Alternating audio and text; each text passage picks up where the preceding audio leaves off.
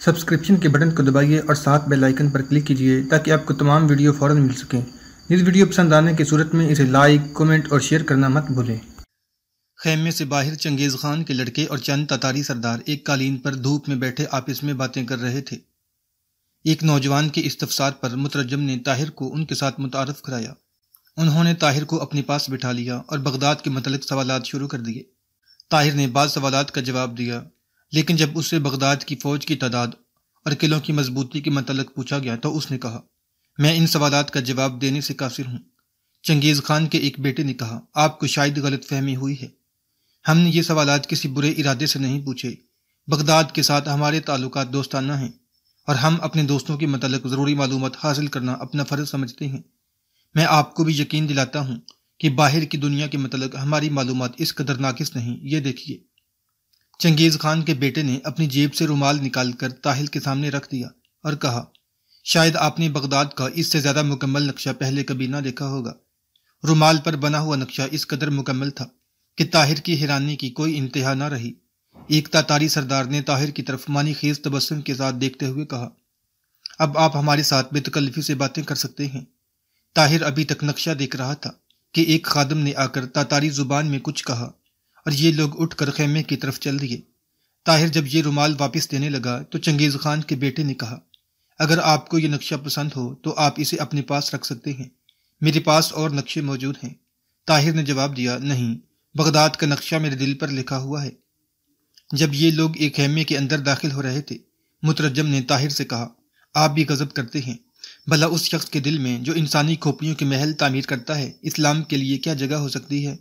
طاہر نے جواب دیا، مجھے اس کی اتنائی کا افسوس نہیں، لیکن اس بات کا افسوس ضرور ہے کہ مجھے اپنا فرض پورا کرنے کا موقع نہیں ملا۔ مترجم نے کہا، آپ کو میرا شکر گزار ہونا چاہیے کہ میں نے خان اعظم پر آپ کے بہت سے الفاظ کی تلخی ظاہر نہیں ہونے دی۔ طاہر نے چونک کر کہا، آپ کا مطلب ہے کہ آپ میری باتوں کا مفہوم بدلنے کی کوشش کرتے رہے ہیں؟ مترجم نے ایک منافقانہ مسکراہٹ کے ساتھ جواب دیا، نہیں، میں نے آپ کی بعض خیالات کی ترجمانی ذرا مہذب طریقے سے کر دی تھی۔ طاہر نے پوچھا، مہذب طریقے سے آپ کی مراد وفدیانہ طریقہ ہے؟ مترجم نے جواب دیا، مہذب طریقے سے مراد وہ طریقہ ہے جس کی بدولت آج ہمیں دھکے دے کر دربار سے نکالا نہیں گیا۔ آپ کے ساتھ تو شاید رعایت برتی جاتی، مجھ پر غصہ ضرور نکالا جاتا۔ طاہر نے کہا، جب میں یہ کہہ رہا تھا کہ مسلمانوں کی کسی ایک سلطنت پر حملے کی صورت میں تاتاریوں کے خلاف ساری دنیا کے مسلمان متحد ہو جائیں گے، تو چنگیز خان کی مسکراہٹ یہ ثابت کرتی تھی کہ اسے یا تو وہ اپنی فوجی قوت پر بہت ناز ہے اور یا وہ میرے الفاظ کو ایک کھوکھلی دھمکی سمجھتا ہے۔ مترجم نے کہا، خان اعظم موت کے دروازے پر کھڑا ہو کر بھی مسکرانے کی ہمت رکھتا ہے۔ اس کے علاوہ وہ جانتا ہے کہ اقوام کی قسمت کا فیصلہ الفاظ سے نہیں بلکہ عمل سے ہوتا ہے۔ اگر میں آپ کی جگہ ہوتا تو بغداد واپس پہنچ کر تاتاریوں کی فوجی قیادت کے متعلق خلیفہ کی غلط فہمی دور کرنا اپنا فرض سمجھتا۔ آپ نے ابھی تک کچھ دیکھا نہیں، میرے ساتھ آئیے۔ طاہر مترجم کے ساتھ پہاڑی کے گرد چکر لگاتا ہوا دوسری طرف پہنچا۔ اس طرف بھی پہاڑی کے نیچے ایک وسیع وادی میں چھوٹے چھوٹے بے شمار خیمے نصب تھے۔ مترجم نے ایک جگہ رک کر ان خیموں کی طرف اشارہ کرتے ہوئے کہا، آپ یہ نہیں جانتے کہ پہاڑ کا یہ سلسلہ کہاں جا کر ختم ہوتا ہے، اور مجھے یہ معلوم نہیں کہ اس قسم کی کتنی اور وادیوں میں تاتاریوں کی ٹڈی دل بکھری ہوئی ہیں۔ میں یہ بھی نہیں کہہ سکتا کہ یہ افواج خوارزم پر حملہ کریں گی یا نہیں، لیکن اتنا ضرور کہہ سکتا ہوں کہ اگر خان اعظم نے خوارزم شاہ سے انتقام لینے کا فیصلہ کر لیا تو دنیا کی کوئی طاقت اس کا ارادہ نہیں بدل سکے گی، اور خوارزم شاہ کی حمایت کے لیے اگر تمام اسلامی سلطنتوں کی افواج بھی میدان میں آ گئی تو بھی تاتاریوں کے سیلاب انہیں خسو خشاع کی طرح بہا لے جائے گا۔ وہ پہاڑی ندی کے سیلاب کے سامنے ریت کا ایک ڈھیر ثابت ہوں گے۔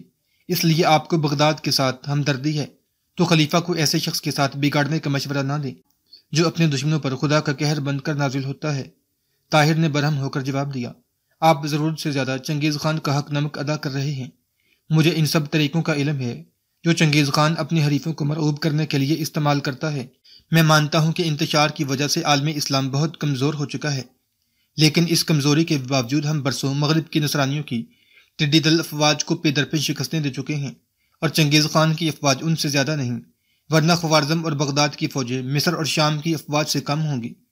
مغرب کی ٹڈی دل افواج کے مقابلے کے لیے ہم شام، فلسطین اور مصر کے کسی میدان میں 50,000 سے زیادہ افواج لا سکے، لیکن تاتاریوں کے مقابلے کے لیے بغداد سے 3 لاکھ اور خوارزم سے 4 لاکھ افواج میدان میں لا سکتے ہیں۔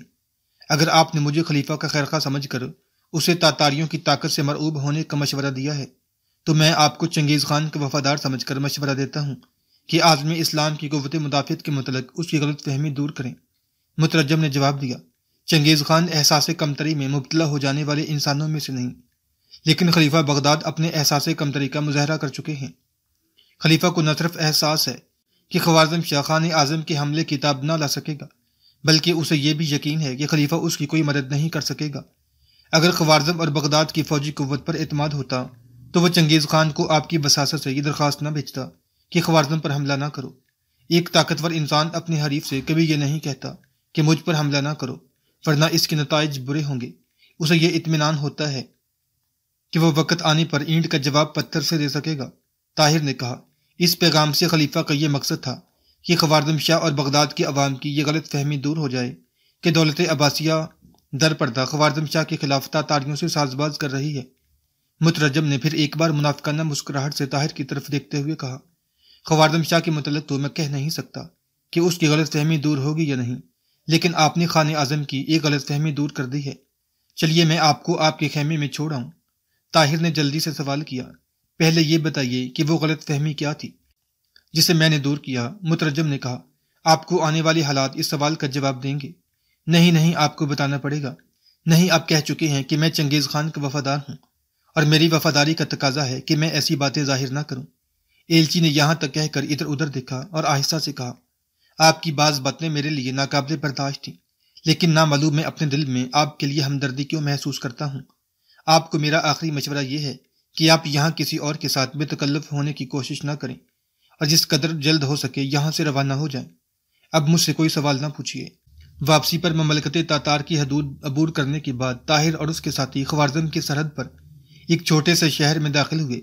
یہ شہر فوکند کے جنوب مشرق میں کوئی 100 میل کے فاصلے پر خوشحال کاشتکاروں اور تاجروں سے آباد تھا۔ آس پاس کی سرحدی چوکیوں کی حفاظت کے لیے اس شہر میں قریباً 5000 سپاہی رہتے تھے۔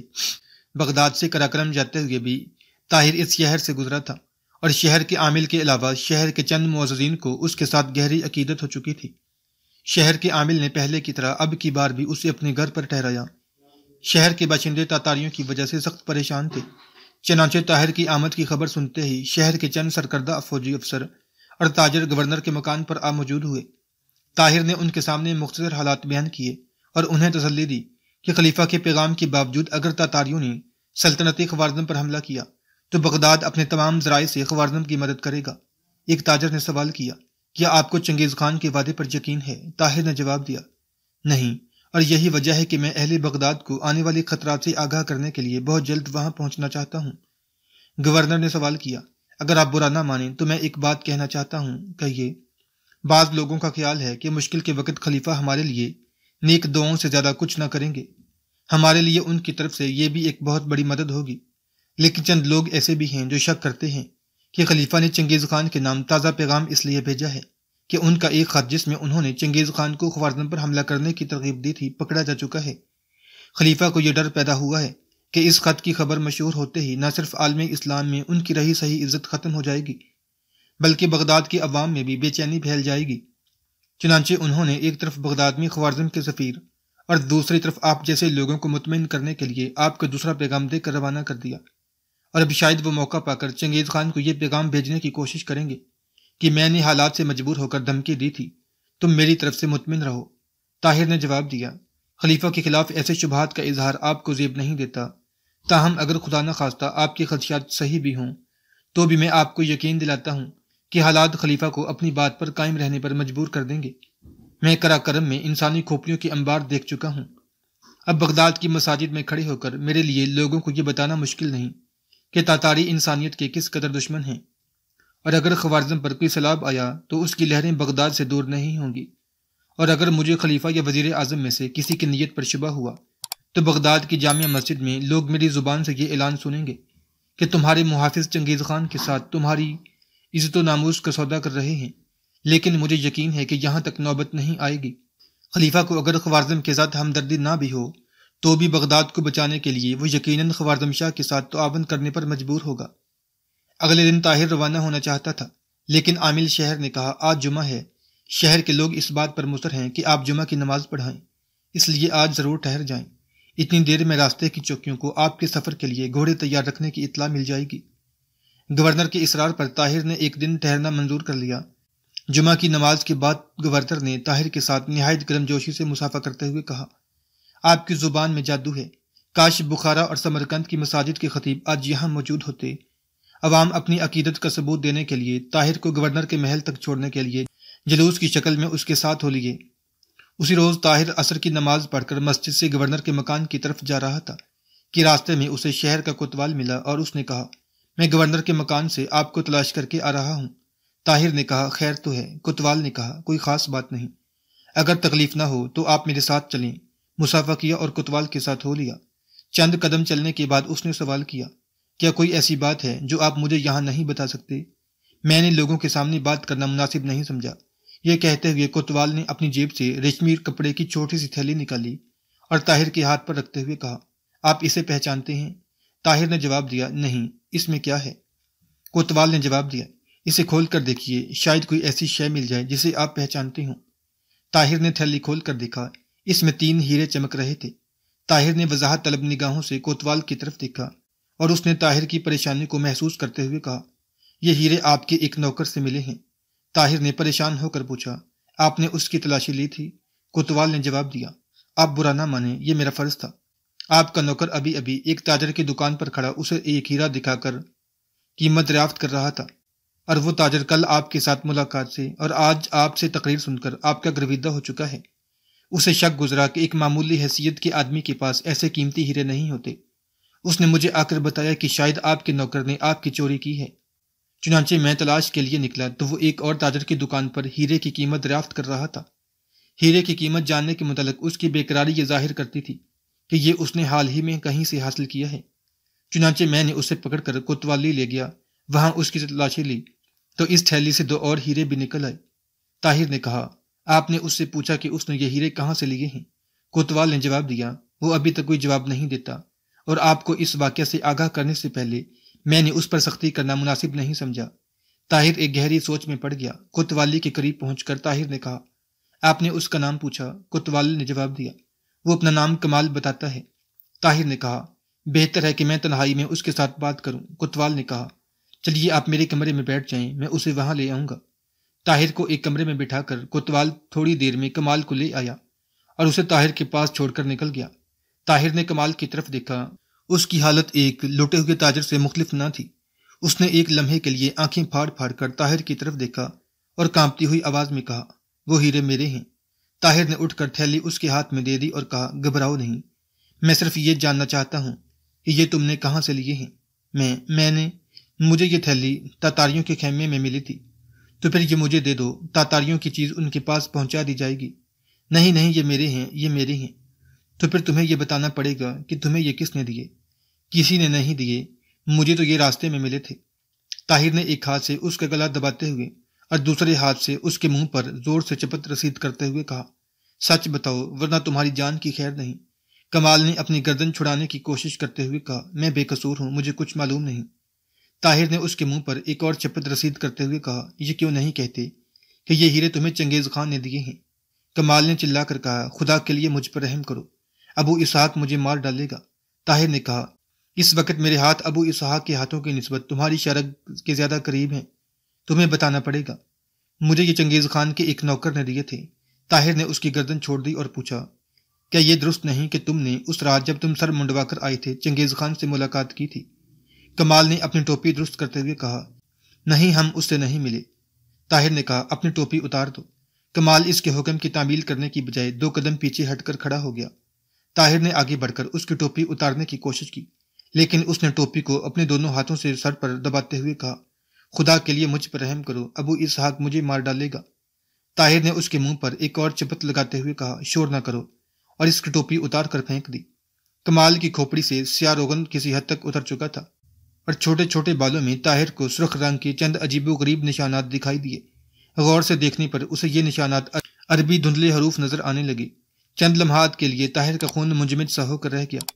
سرخ رنگ کی تمام تحریر پڑھے بغیر وہ یہ محسوس کر رہا تھا کہ بغداد سے عالم اسلام کو خون کے سمندر میں غسل دینے کی سازش مکمل ہو چکی ہے، اور اسے اپنی تمام احتیاط کے باوجود اس ناپاک مقصد کے لیے اعلی کار بنایا گیا ہے۔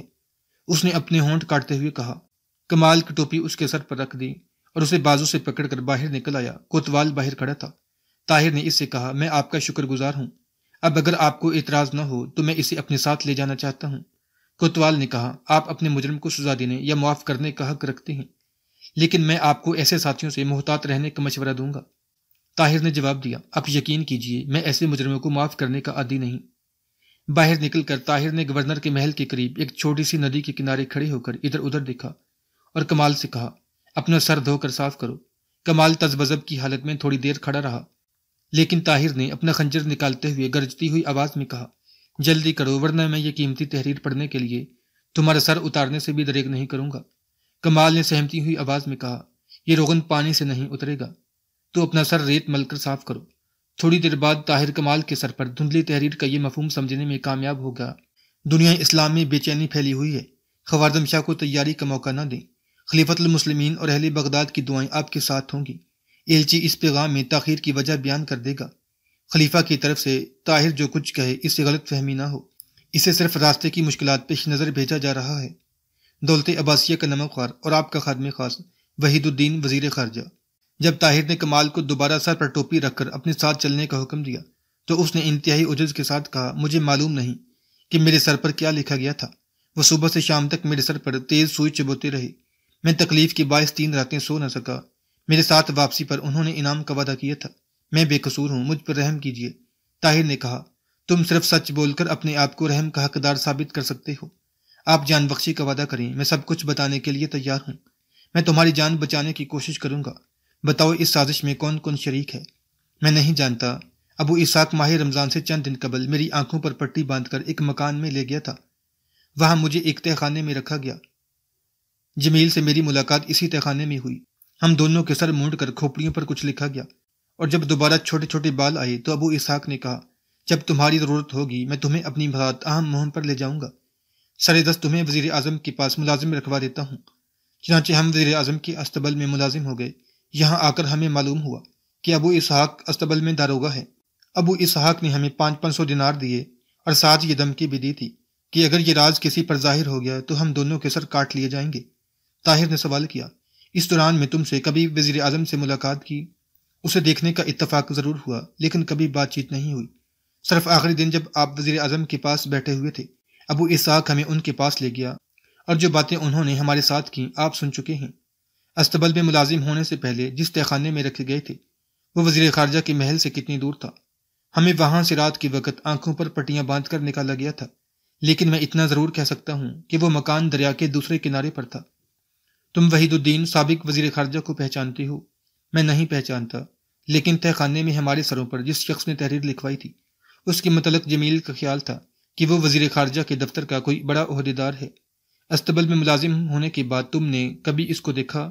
ابو اسحاق نے کبھی تمہیں وزیر اعظم کے سامنے پیش کر کے تمہارے سروں پر لکھی ہوئی تحریر دکھائی؟ نہیں، ہمیں سوائے اس دن کے جب کہ آپ وہاں موجود تھے کبھی ان کے سامنے پیش نہیں کیا گیا۔ طاہر کے دل کا بوجھ ہلکا ہو رہا تھا۔ کم از کم اسے یہ اطمینان تھا کہ وزیر اعظم اس سازش میں شریک نہیں، اور یہ سازش وزیر اعظم کی لا علمی میں وزیر خارجہ کی طرف سے ہو رہی تھی، اور وزیر اعظم کے استبل کا داروغہ اس کا اعلی کار تھا۔ رخصت کے وقت اسے وزیر اعظم نے کہا تھا کہ میں باہر سے کوئی آدمی بھیجنے کی بجائے اپنے نوکروں میں سے 3 آدمی آپ کو دے رہا ہوں۔ وحید الدین کی پہلی سازش پکڑی جا چکی تھی، لیکن رفو چکر ہونے سے پہلے دوسری سازش کا مسودہ تیار ہو چکا تھا۔ طاہر خلیفہ کے متعلق بھی اپنے دل کو یہ تسلی دے رہا تھا کہ اسے بھی وزیر اعظم کی طرح اس سازش کا کوئی علم نہیں، لیکن اس کے ذہن میں تصویر کا دوسرا رخ بھی تھا، اور وہ جس قدر سوچتا تھا اسی قدر پریشان ہوتا تھا۔ جب خوش فہمی بدگمانی میں تبدیل ہونے لگتی تو وہ یہ سوچتا ممکن ہے کہ یہ سب کچھ وزیر اعظم کے ایما پر ہوا ہو، اور اس نے احتیاطاً ان لوگوں کو اپنوں سے دور رکھا ہو تاکہ اگر یہ پہلے ایلچی کی طرح پکڑے جائیں تو کوئی ایسا ثبوت نہ دے سکیں جس سے وزیر اعظم کی اس سازش میں شرکت ثابت کی جا سکے۔ لیکن اس کے دل کے فیاضی وزیر اعظم کے خلاف ایسے شبہات کی تردید کر دیتی۔ اس نے پھر کمال سے پوچھا، کیا اس دوران میں تم نے کبھی خلیفہ سے ملاقات نہیں کی؟ اس شام تمہیں چنگیز خان کے سامنے پیش کیا گیا تھا۔ ہاں، ابو اسحاق ہمیں چنگیز خان کی مسلمان ملازم کے پاس لے گیا، اور اس نے سر منڈوانے کے بعد ہمیں چنگیز خان کے سامنے پیش کر دیا۔ تم نے جمیل اور ابو اسحاق کے سر پر لکھی ہوئی تحریر پڑھی ہوگی۔ جمیل کے سر پر اسی تحریر کا فارسی ترجمہ ہے، اور ابو اسحاق کے سر پر چینی زبان میں کچھ لکھا ہوا ہے، وہ بھی شاید اسی کا ترجمہ ہے۔ طاہر نے کہا، تم چلو، میں تمہارے پیچھے پیچھے آتا ہوں، لیکن اگر ابو اسحاق پر کوئی بات ظاہر کرنے یا بھاگنے کی کوشش کی تو تمہارے لیے بہت برا ہوگا۔ کمال کوئی بات کہے بغیر طاہر کے آگے چل دیا۔